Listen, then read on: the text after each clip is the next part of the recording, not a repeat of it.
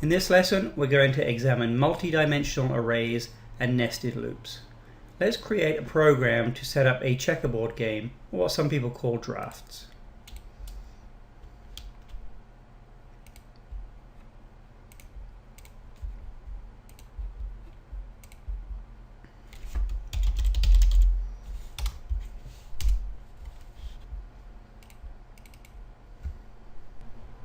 Now, just before we do that, let's review what a checkerboard actually looks like. I happen to have one here.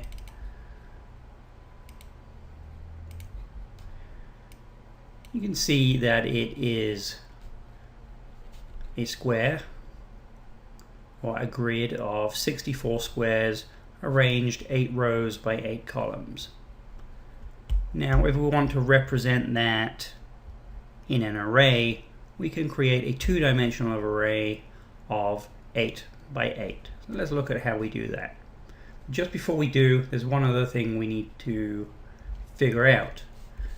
Obviously, we're writing a console application. We don't have rich graphics at our command, so we'll have to look carefully at how we represent this in our console application. You can see here we've got 4 different types of square. We've got a square with a red marker, a square with a gray marker, an empty black square, and an empty red square.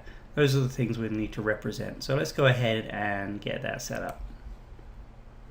Now we have to output this as ASCII, so we're going to use chars. So we'll define 4 constant to represent our 4 possible squares. Red square. My red square, I'm going to just use an empty space.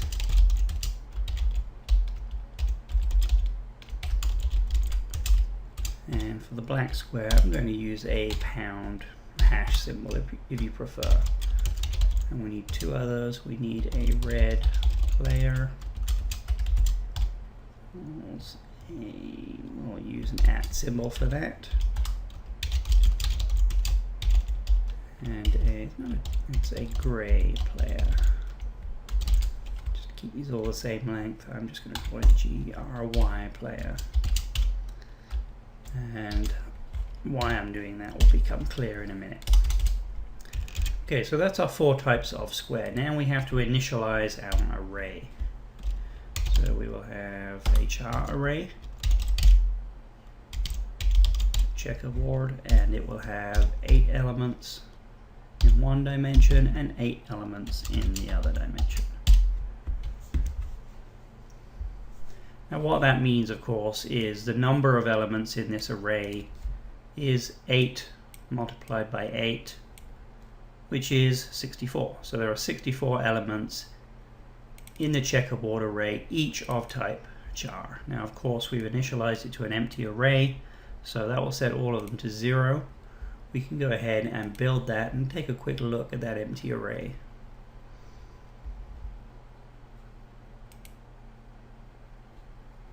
It might help if I first add a breakpoint. And watch checkerboard. You can see there we have a char 8 by 8 checkerboard. We can expand, and we see the way that the watch window represents it is by the elements in the first array. Here we have basically row 0, and it has all zeros in it. Row 1 has garbage information, and so on and so forth. Now we've initialized it using that, it sets everything to 0. So that's a very quick way of setting an array, everything in an array, to 0. It's useful to know that. Let's run that out. We've got quite a lot of information to initialize in this array. We've got 64 different squares, and they're all set up kind of differently. So I'm just going to lay this out in a way that makes sense. Eventually I'm going to pass in 64 elements, and I'm going to use the constants we declared above. So let me just double check with my image. We have an empty red square followed by a red piece, and we have that repeated 4 times across the top there. So I'm going to arrange this in such a way, well, I'll explain that more in a moment. Red square, red player, and just repeat that 4 times. Now I'm going to call that a row on the checkerboard. Now how I set up my line breaks really doesn't matter to C++, but I'm setting it up this way as it gives me a good representation of one row on the checkerboard. And then I can just repeat that for row 3. And row 2 is almost the same, except everything is offset slightly. Let's look at that. We have red player, red square. So I can simply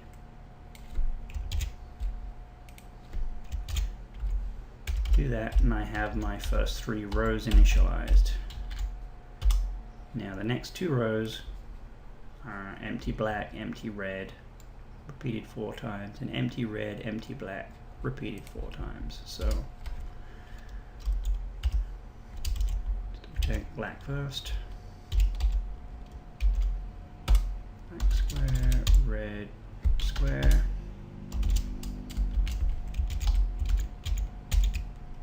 And repeated 4 times. You can see why I chose to use a less than intuitive name here.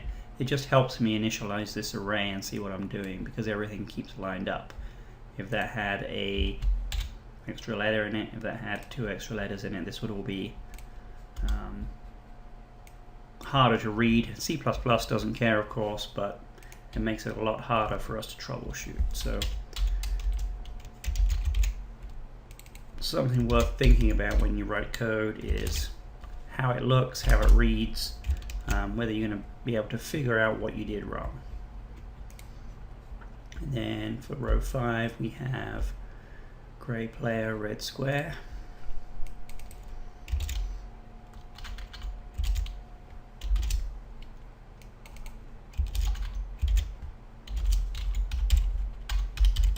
And that is repeated 4 times, of course.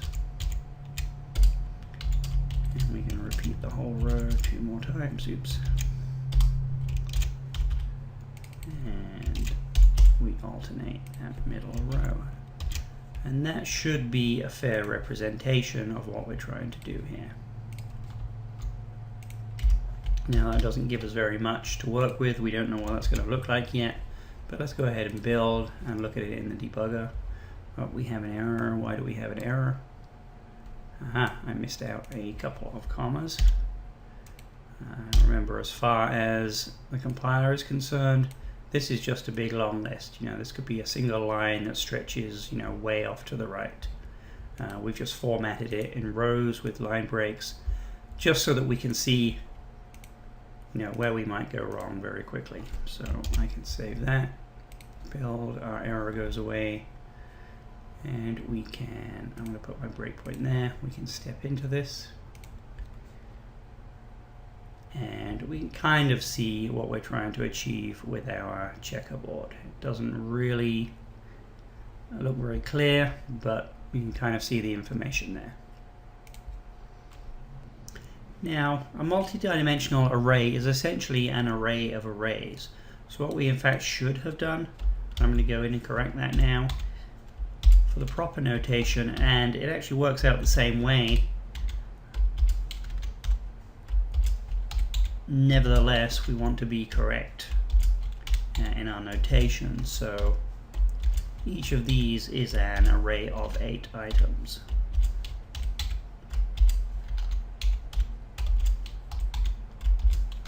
So essentially we have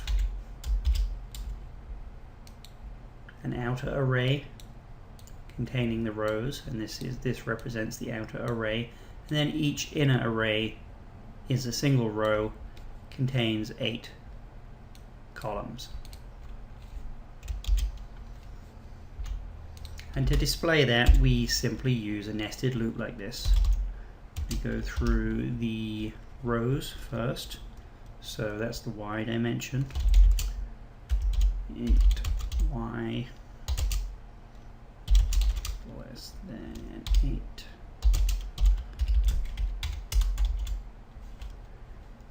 And our inner loop We want to initialize our variables to 0, of course, because we're counting from 0 to 7. Remember, all arrays are 0 based.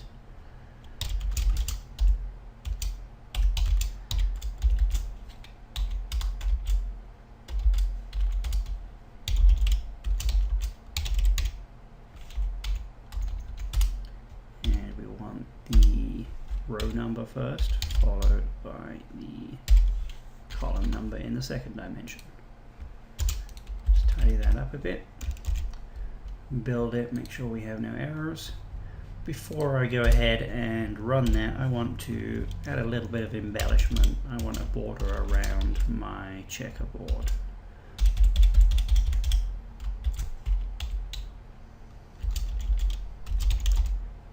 So there is my top border and corner pieces. I want a bottom border and corner pieces. I want a left border on each row. I'm just going to use a pipe symbol for that.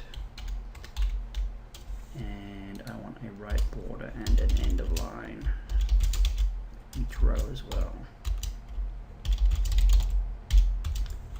And that should give me a reasonable representation of my checkerboard. So let's build that. Let's run it.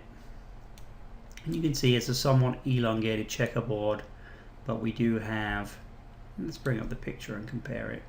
Oops, that's a magnifier, not a picture. And there's our picture. Let's arrange things slightly. And we can see, let's actually adjust the font here a little bit to something that's the same in both directions, 8 by 8. There we go. It's pretty small. Again, we can see our red pieces are arranged as they should be. We have our empty squares in the middle, and our gray pieces are also arranged as they should be. So with just a couple of tricks, couple of techniques, the nested loop for display and the multi-dimensional array, we're able to represent a grid of information.